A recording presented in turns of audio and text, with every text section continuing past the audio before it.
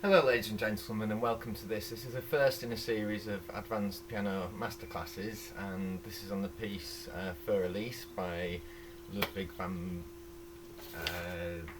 Beethoven.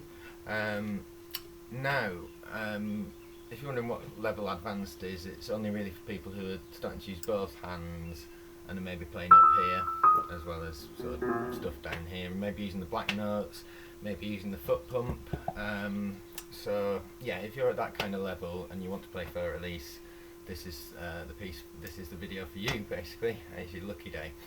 So Beethoven, you may not have heard of him because he only wrote 9 pieces of music.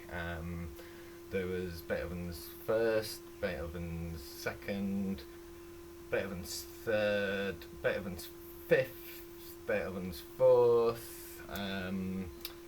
Ode to Joy, Moonlight Symphony, and I can't really remember the rest of them, but yeah, he wrote 9 of them, and Fair Elise was obviously one of them. So before you play, very important, you can't just go diving straight in there like Rupert Murdoch diving into the welcoming buttocks of David Cameron. You need to prepare yourself. So take some deep breaths. In through the mouth, out through the nose, and that'll get you nice and calm. And then make sure your arms are the same length. Adjust them as much as you need to. My piano, I don't normally have it set at this height because I'm filming. I've had to set it a lot lower than I would usually have it. I'd usually have it kind of up here where I can sort of see my hands and the music at the same time. But yeah, down here is fine.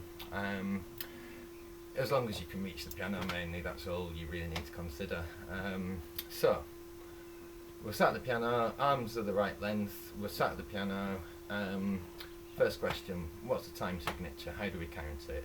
Well, it's just a standard 4/4, standard classical 4/4 jazz waltz. So you count it in 4s like this: 1, 2, 3, 4. 1, 2, 3, 4. 1, 2, 3, 4. 1, 2, 3, 4. 1, 2, 3,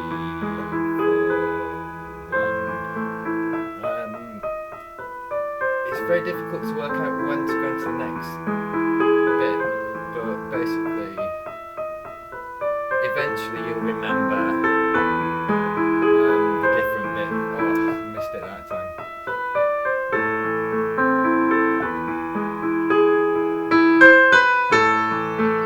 And you remember it kind of comes. So, don't worry too much about that. Now, some people, going back to the counting, some people think it should be counted in 3.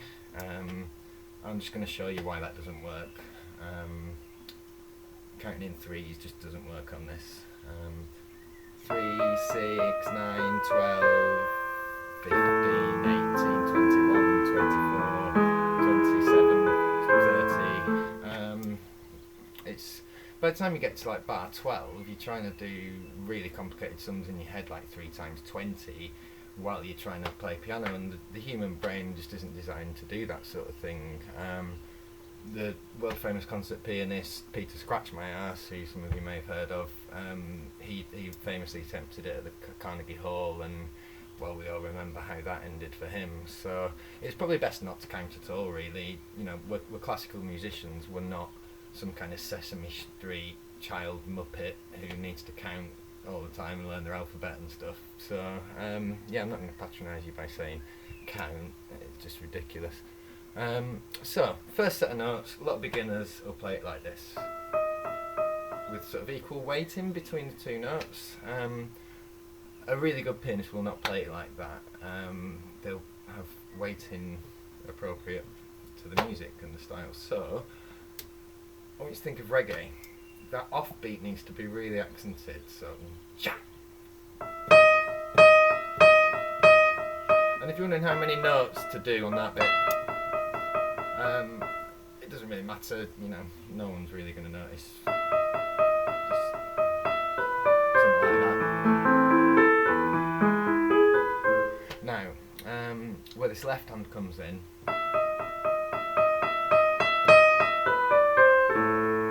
starts to get very technical here because you're starting to use both hands.